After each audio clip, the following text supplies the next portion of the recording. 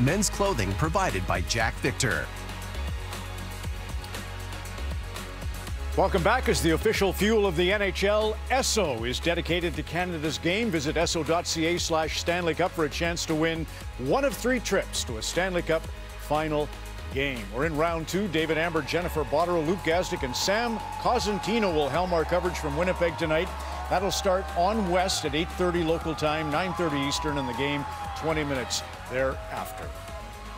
Big atmosphere on Donald. Big board presented by Bet365. Here's Jamal Mayers. So, Jamal, when you were at University of Western Michigan, and by the way, congrats to your program on the big win this year at the Frozen Four. But in your 3rd year, Mike Sheffer says, let's try you on the wing. You're a center, and a great center at that program. Cole Perfetti, all his life, Saginaw, he's a center, and now he's a winger. Do you think you've seen something in his learning curve that's helping him out right now? Absolutely, and I think there's so much that you want to unpack there, because it's not easy to go from wing to center, but it certainly is a lot easier to go from center to wing. But what he's been most impressive about his game has been his willingness to get to the front of the net. He has tremendous amount of skill, obviously, this season with 50 points. But he's shown to have that fearlessness, playing with Mesnikov and Ehlers. He's done a tremendous job of having great timing. And for me, if he gets there too early, he might get out-muscled. Fantastic timing and great hands to finish 2 goals in Game 7.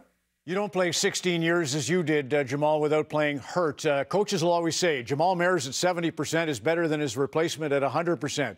Are you seeing with Nick Ehlers at 70% enough? That's the question. Oh, honestly, it hasn't been enough. And you know what? The standard is so high for him and what he brings to the table. And for me, it's about simplifying. What are his 2 best assets? His speed and his shot. So simplify. Get back to doing the simple things. To affect the game, he's going to have to use his speed. He's going to have to get to the inside. And if he does those 2 things, he's going to put fear in the defenders, because he's so fast. He's so effective. But he has to chip in offensively and show that fearlessness that they expect from him. They're going to need him in this series to play well and chip in offensively. Just great as always, Jamal Mayers there. And he, by the way, was thinking about Matt Duchene for Dallas. Keep an eye on him. -6. He's not happy with his game. He will be tonight. The big board, presented by Bet365. Whatever the moment, it's never ordinary at Bet365. So this next item, obviously, Kelly, you and I are going to love this item because it praises Albertans. Yes. You're going to love it because it praises an old teammate of his, and you're going to love it because you're in it. Here's Elliot Friedman and Chris Tanev. Made in Canada. Brought to you by Rogers, Canada's home of hockey. The guy's a hockey player. You got long hair, you got a grizzly face, you're missing teeth. He is arguably the best defensive defenseman in the NHL. Obviously, that's a huge ad. A guy that just does whatever it takes. What an addition Tanev has been to this team. You've been fortunate enough to play hockey in 3 cities that love the game. How does Toronto compare to Vancouver and Calgary? I think they each have their own definitely little nuances. I think Alberta's the friendliest people in the world, so I mean, people don't want to come up and bug you if they recognize you, and even if they do, they're very polite. People in Vancouver could be in your face a bit if they weren't happy with how you were playing or how the team was playing, or if they were super excited. They definitely didn't have a problem sort of coming up and let me buy you a beer. And here it's been kids, which has been great. So it's young hockey players who, hey, maybe see me and want a photo, or hey, can I get a quick signature? And that's sort of awesome as well. It's sort of a different feel than it was in the other 2 cities. Chris Tanev at home in his new home. He's changed the complexion of this team. The shot blocking is the thing that everybody talks about. There's a lot of players in this league that look up to you. What is the best advice that you give for someone to be successful in this league?